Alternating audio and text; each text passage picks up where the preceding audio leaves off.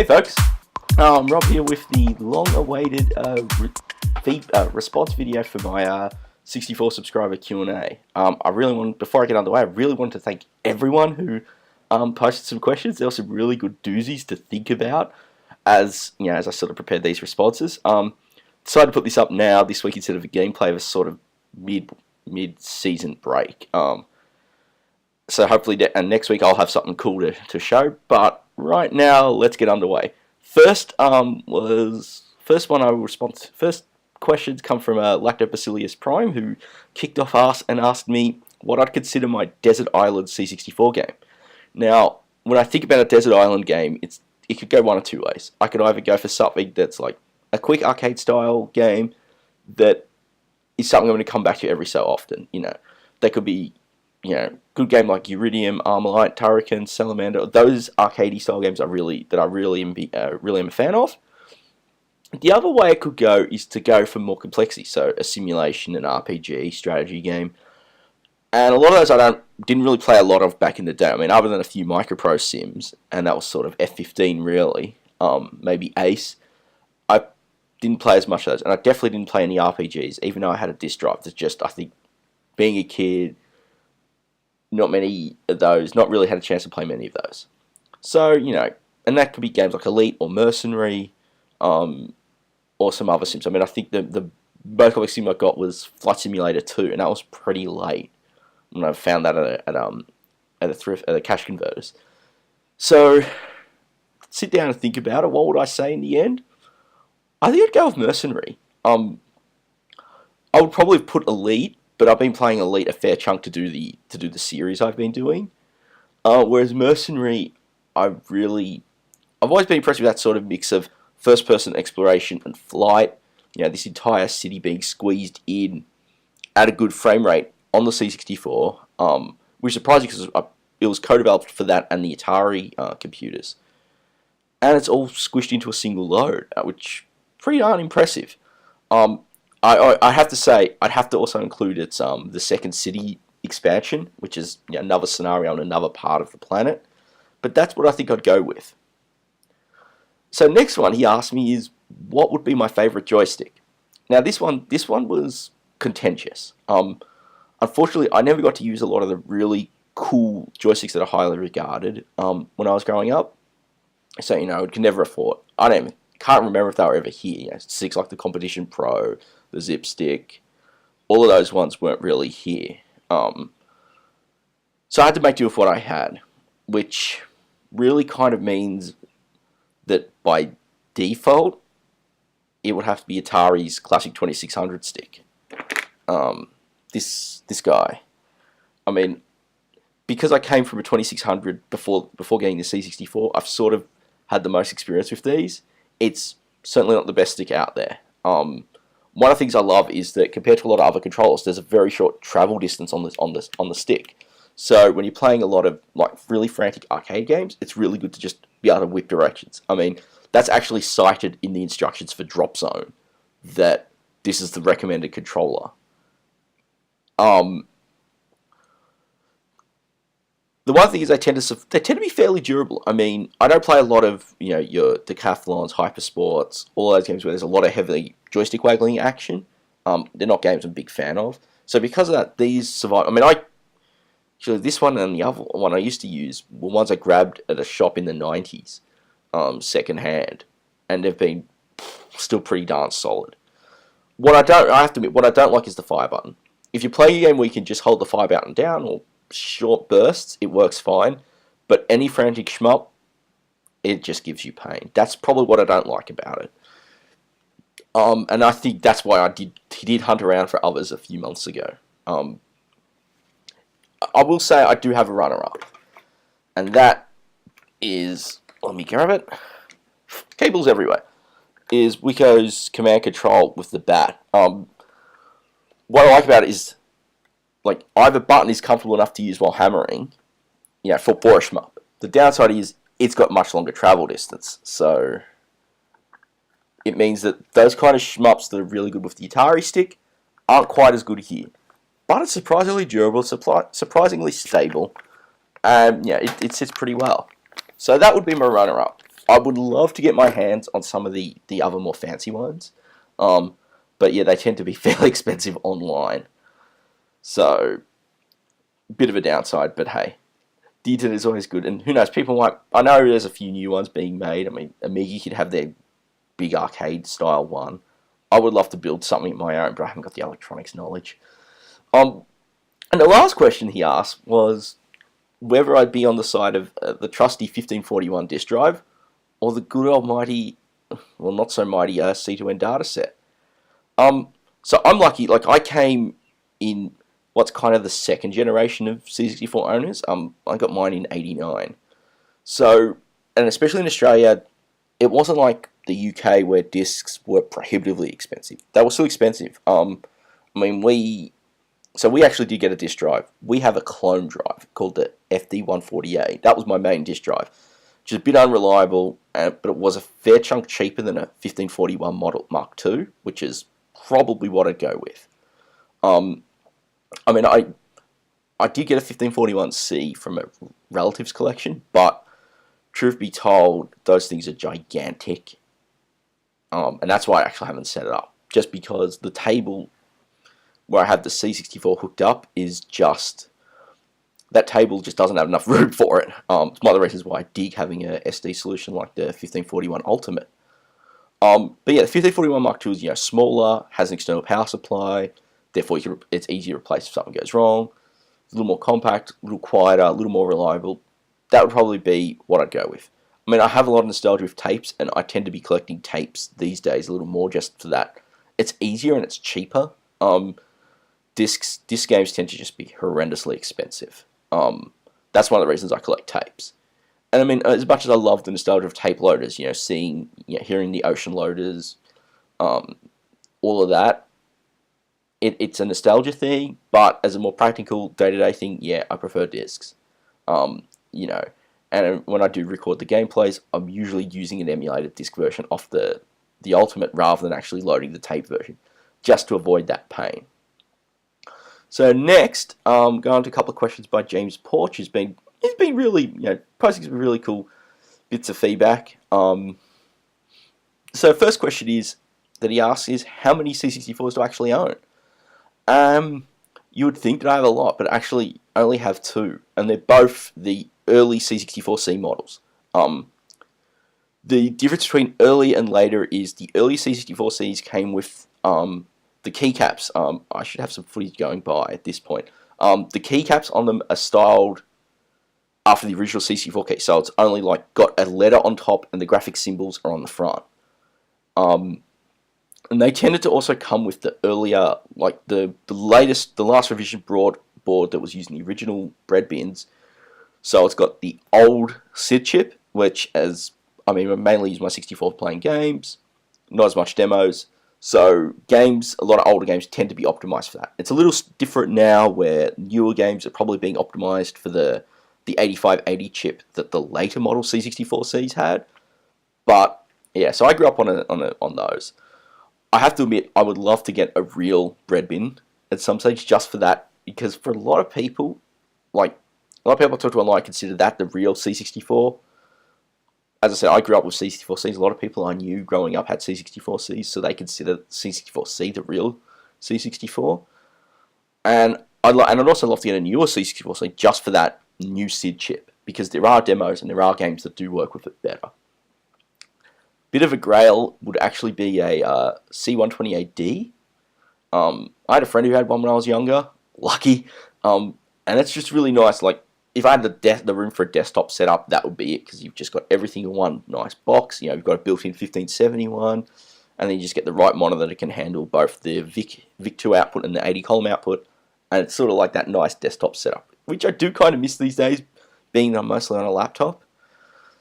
The next question he asks is, what games do I keep coming back to, or do I think stand up for modern players?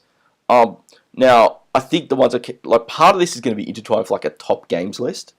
So while there's some of those I could mention, I think what I'm going to go for is to pick 5 that aren't my absolute top games, and just cover them, just some thoughts. So the first one I'd list would be Creatures 2. So these aren't in any particular order. So first is Creatures 2. Now, I know there's a lot of debate on whether this or the original Creatures is a better game.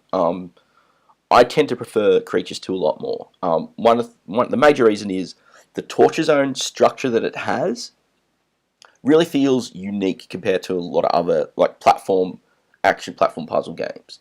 You have to actually plan through this sort of scene, and what it comes down to it is that's something that hasn't really been done since. Like, I can think of a lot of really cool platformers, a lot of cool run and gun games, but I can't think of any that had that kind of puzzle, or that did have puzzles that are in that way. I mean, when I think of other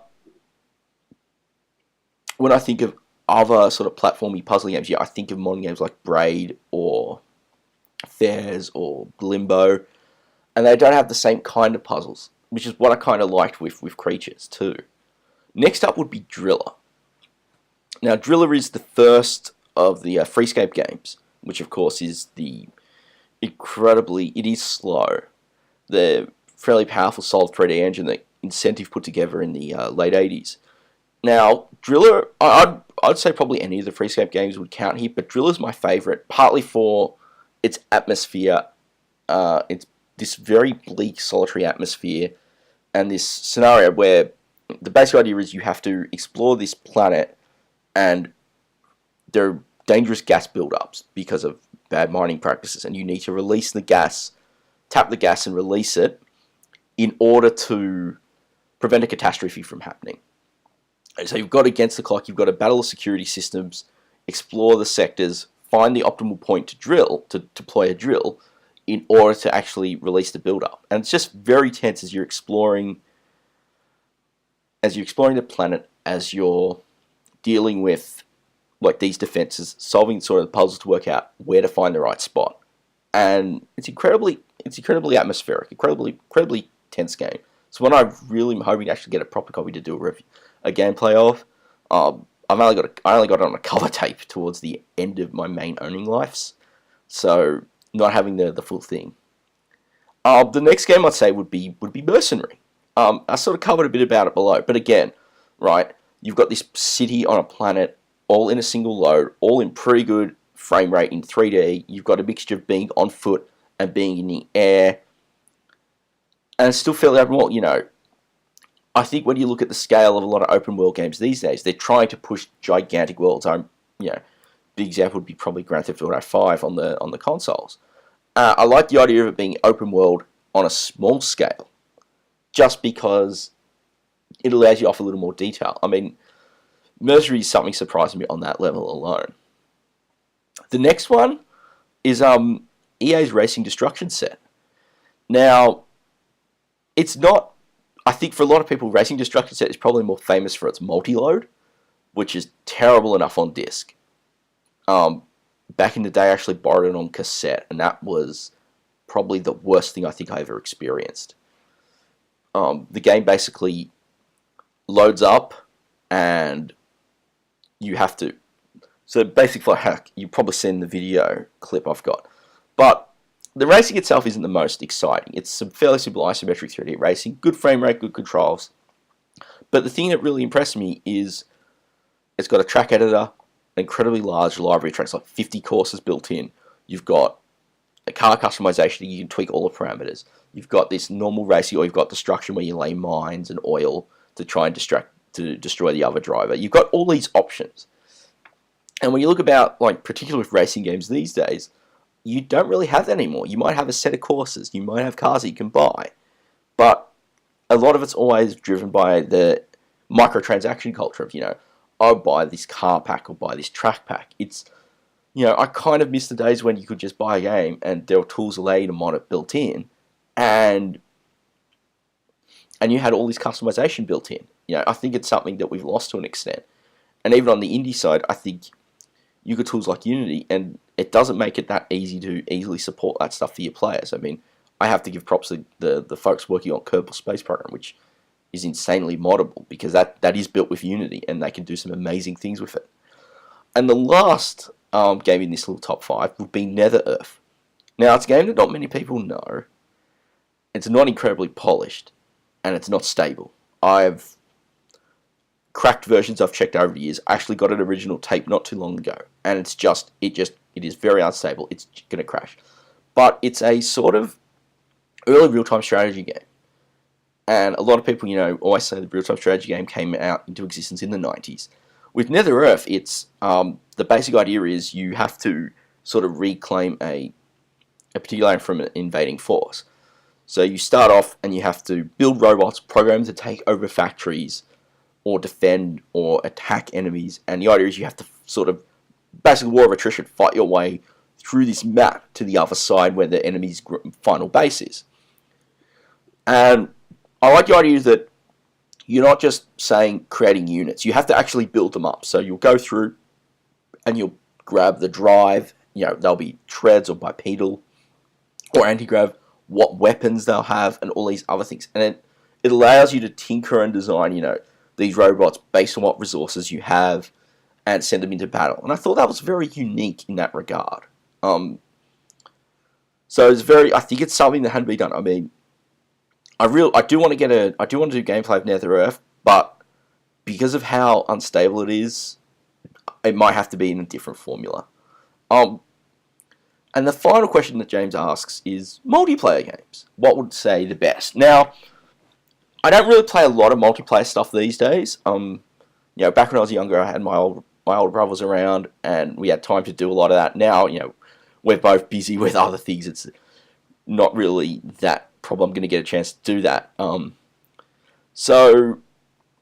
was lucky recently to there's a monthly Commodore Amiga user group meetup that happens in town, and got to head there with a bunch of friends, which a couple of weeks ago, as I'm recording this, and we got to play a few more modern games. But I'll keep this to sort of classic ones, although there's one modern one here. So the first one on the list is Double Dragon 2. Now, I know the 64 is not really known for brawlers, and it's sort of middle. It's all right. It's a great improvement over the first game, which is a disaster. I think everyone just agrees with that. Disaster. Graphics are okay, and it's sort of a bit tight. The difficulty's darn hard. I mean, I played it last night briefly for the first time when I was recording all the little inset footage. First time, 20 odd years, and I just got wrecked on that first stage. But I think in the end, my brother, with a friend of his, managed to get to the end. I can only remember getting to maybe a third stage with him when we used to play co-op. But those games, it's sort of they're not fun in single player. They're just too bloody brutal. The second one is Scalextric. Slot cars. This was a toss. It was a toss between this and Pit Stop 2, and why I went with this was there's a bit more room for being devious in this. Because you've got the track editor where you can actually build the circuits up from this kind of pieces you use in a physical set, and you can do things like create a chicane where it's suddenly only right enough for one car, and you do some devious driving. It's about building devious courses with some devious driving. I mean, the footage I've got here where I was playing against the AI is brilliant, where me slowing down in the corner because I was taking the corner a little wrongly, and the computer just drove straight in the back. Yeah, it's sort of that challenge. Whereas Pit Stop 2 is also, it plays very similar. There's a lot more, and there's a different kind of, it's a little more strategic because you're having to deal with the fuel and the pit stop aspect. Whereas Scalextric is a little simpler, and it's just a straightforward race. Third up is International Karate Plus. So back in the day, we never really played Way of the Exploding Fist, which probably feels traitorous when you consider that I live in the hometown that the developers of Exploding Fist lived in. So so much for being patriotic. But IK Plus, I much prefer. Just for it sort of feels a little tighter, a little fast paced than the original International Karate. And I think as a single player experience, the original International Karate is a little better. But IK Plus it just feels a little more frantic as a multiplayer game, and I think that's what really comes down to it. It's great control scheme, great graphics, great audio, and it was just it's a tight game, well controlled, well presented, and it's why I think I dig that more. I mean, there weren't many other fighting games that were that good. Other than that, next one is Silkworm. I've never really played any of the other versions. I've really only played the 64 version, and it's just one of those really great horizontally scrolling shmups. You've got the asynchronous play, or maybe not asynchronous, but asymmetric play where one player is the helicopter, the other is the jeep, and that completely means completely different tactics in terms of how you've got to cover each other, in terms of the obstacles, and in terms of things like that. It's fast paced. It never slowed down, never flickered. Both players control incredibly tight. There's a lot of great challenge in it, and it's that kind of game where it works really well because of the asymmetrical nature of the players. And the last one is actually a modern game, and that's Bomberland. So I never really got to play Bomberland until that day I mentioned a couple of weeks ago. And I'm not the best at Bomberman in its various official and unofficial incarnations. So but this is an amazingly detailed clone. It plays really well. You get 5 players, 2 on the inbuilt joystick ports. You get the joystick interface for another 2 players, plus someone on keyboard, and it's hectic. I actually grabbed the download which is something I'd been meaning to do for a while. I'd hoped to grab a cart, but at the time I'm recording, they didn't seem to have any cartridges available to buy. But it's one I definitely want to get a proper copy of when they do restock them. And his actual last question, I missed reading my notes here, was were there any funky peripherals in Australia? Now, because I came fairly late, by 1989, the Amiga and Atari ST and the PC were starting to sort of be a little more ascendant in terms of games. The 8-bits didn't really have as much of a market, and a couple of years later, that a lot of the local places for me just no longer stocked C64 games, that I had to go mail order from some interstate places or find some specialist stores, and they weren't exactly close. So by stage, if there was any, I don't think I would. There's nothing really comes to mind from the top of my head. The only, except for one thing, and that's the Star Cursor, which is basically a really heavy arcade style stick. And I actually got to use one at that night a couple of weeks ago as well. And it's actually a really nice, tough joystick. It's nice, chunky base. It's all micro switch. It's got arcade buttons, so it'd be really good for playing shmups. And again, it's another one thing I'd love to get my hands on, but they were pretty rare. It's a really cool stick, and I remember it being fairly expensive back in the day. So obviously, could never afford one, so never got a chance to play with it.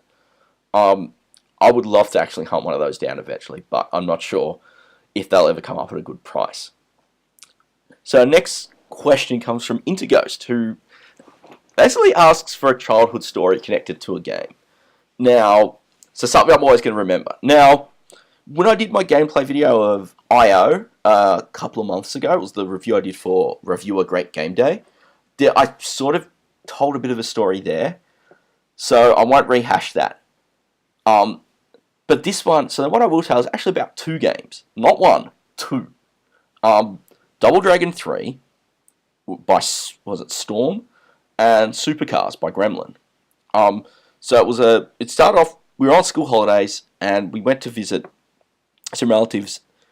They're on the other side of town.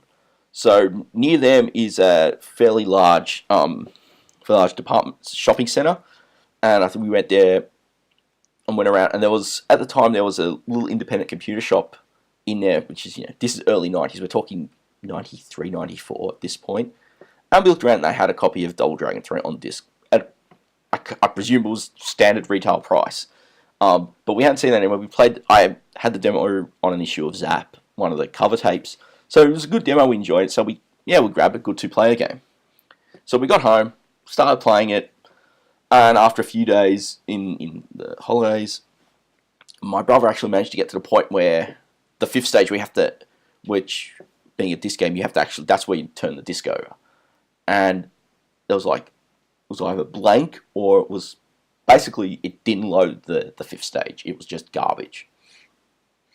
So we went back to the store, and because we wanted to see, get an exchange, get a refund.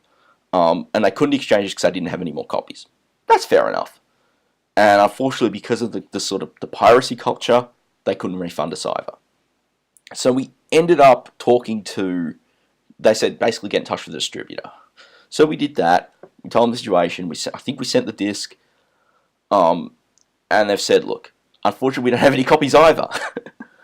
So what they basically did was they sent out this printed list of every C64 game they had in stock, and we argued for a bit back and forth. Young me wanted sensible shoot 'em up construction kit because the game dev bug, which we rightly didn't go for. Not because it's a bad tool, but because it's a bit limiting. And we actually settled on Supercars. And Supercars, I think one of the reasons we did was, remember reviewing Zap that for its budget release in Zap that got a pretty good score. And I also remember really playing the sequel a lot on a relative's Amiga.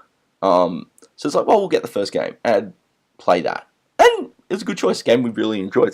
It's a good actually solid racer, and one I definitely want to come back to and do a video of when the time comes. And it's also, I guess, the story about good customer service. I mean, wonder what would happen in this day and age if that would happen. I mean, when you're looking at a lot of not as many indie stores, you're looking at a lot of major chains or buy online or something, what happens there, and what happens now with the digital era. It just reminds me of some stuff from there. So, and next set of questions comes from Electric Adventures. So I guess, and he gave me quite a stumper here.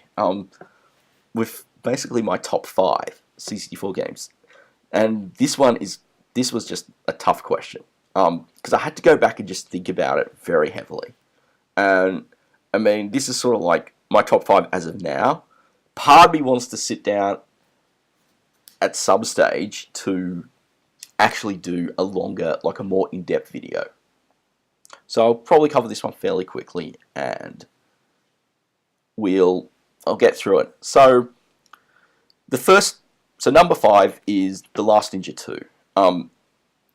Out of the trilogy, the second one's my favourite of the trilogy just because it takes, whilst I know a lot of people don't like the shift from historical Japan to 80s New York, I thought that added a lot to the atmosphere and probably put the best soundtrack. The second game is my favourite soundtrack of the series. It's a tough game, it's a good long challenge, but it's one, I don't know, there's something about it flows for me. It's got the tightness of controls from the first game. It's got, a sublime soundtrack. It's got this beautiful atmosphere as you're sort of exploring and going through that world. Which is and it was the first one of the series I played as well. So I think that's why it sticks in my head the most. Pardon me. Number 4 is Wizball. Sensible, strange shooter, paint 'em up hybrid. I got it fairly late on. It was a garage sale fight when I actually got the compilation it was in. But it's just an incredibly tight and rewarding gameplay loop. Going through and sort of having to collect all the paint colors and mix them. It was such a unique little thing, and combined with a really solid shooter. Some good wave design, some complicated controls, and all up, it's a game that just a very unique vibe of it. Now I'm thinking of the castle. Any Australians watching this should know exactly what I'm talking about. But the vibe, the atmosphere, the controls, they all combine to make this really unique game. And I think it's a good sign of like the days when the kind of games that could come out in the 80s where there wasn't as restrictive a commercial environment, and when a team is just firing creatively on all cylinders. And it's like the Sensible that I remember a lot more than, say, Sensible Soccer. Number 3 is Salamander. Now, there's a lot of shmups on the 64. Bunch of terrible ones, some utterly amazing ones, and a lot of average ones. And Salamander is probably the pick for me because it's the one I've spent the most time with. I never got to play Armalite back in the day. I never got to play Daenerys or Katakis, and a lot of others that I never got to play, the really big ones. So Salamander was the big one that I played the most. Despite the bits of slowdown, despite the missing levels, there's just something about its execution, its layout, that just makes it an incredibly challenging game.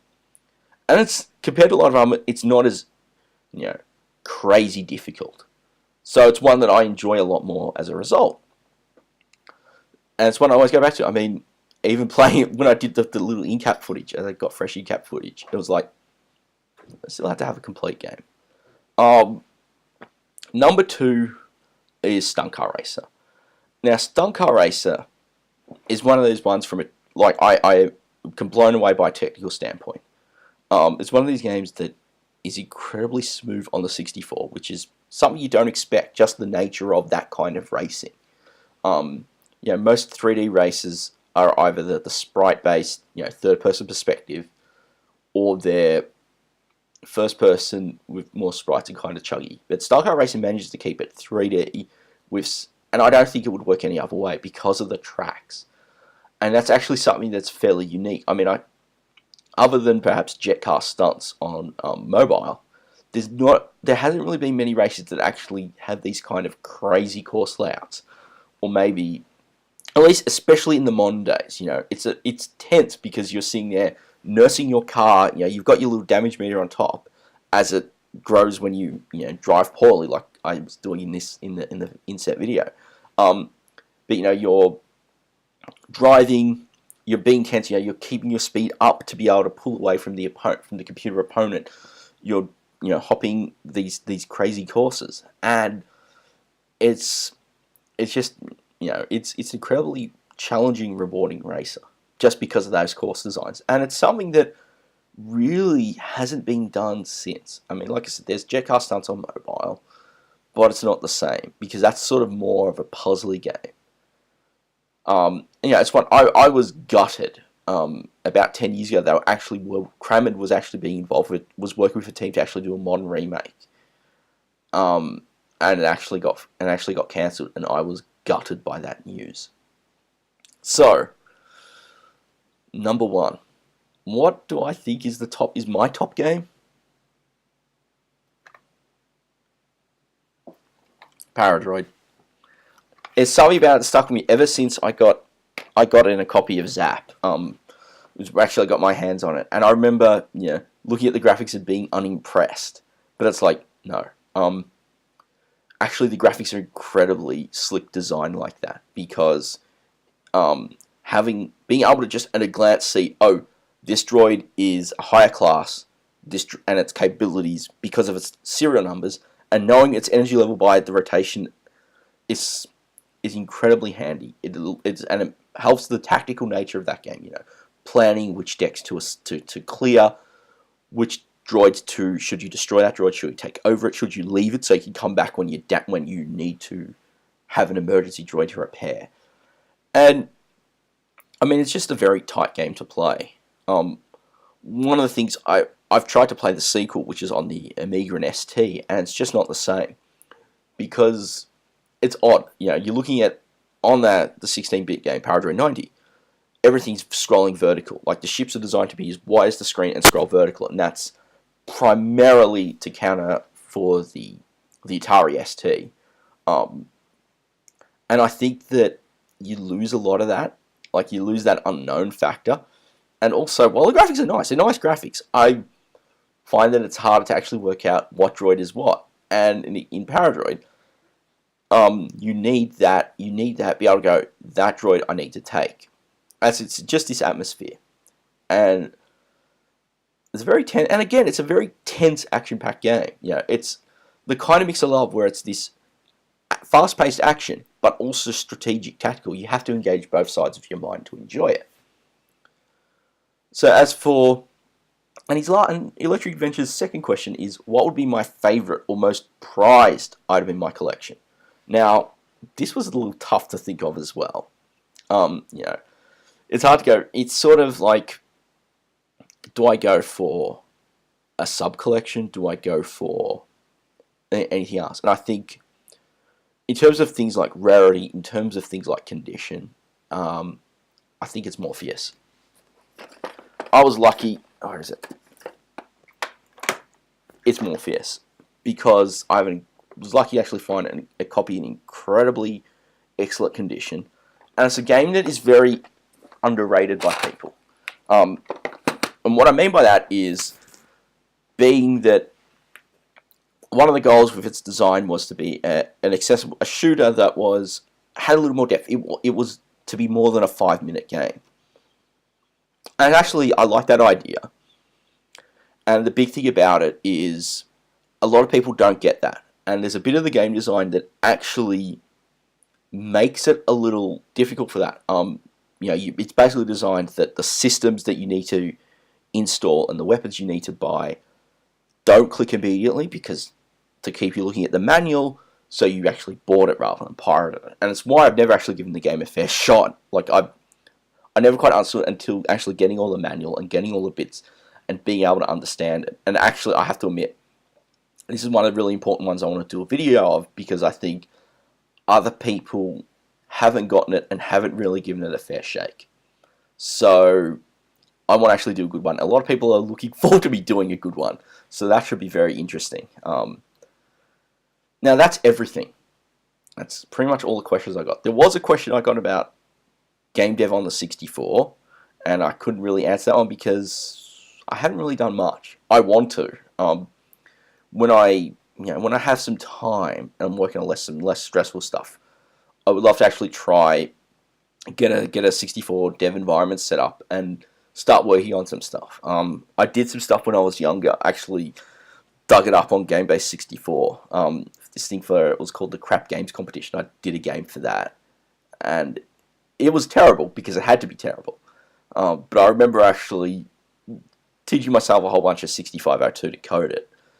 Unfortunately, I don't have any of the source files, as I was on another machine, and I think that machine had a drive failure back then. I wish I had. I'm lucky I still had the original binaries though. But hey, so that's pretty much, like I said. So that's everything. Thanks again for watching. I think this probably took a lot longer than I thought it was going to take to actually film everything. I spent a whole bunch of time yesterday getting screen footage. I've got a whole bunch of editing to do now, put everything in. But thanks again for watching. Thanks again for subscribing. And I hope you keep enjoying the videos I'm putting out. I've really found this to be a really enjoyable pursuit. I mean, I find, it's funny, some of these games I put up, people are completely like, never even heard of that. And I thought, and it's a game like, well, I know that because I remember seeing it in magazines. It's very interesting bridging between the older stuff and the newer stuff. So I'm looking forward to continuing to throw out more games, and hopefully more people will enjoy what I'm doing. And pretty much that. I'm sorry. And again, thanks again for watching, and I look forward to seeing you on the next one.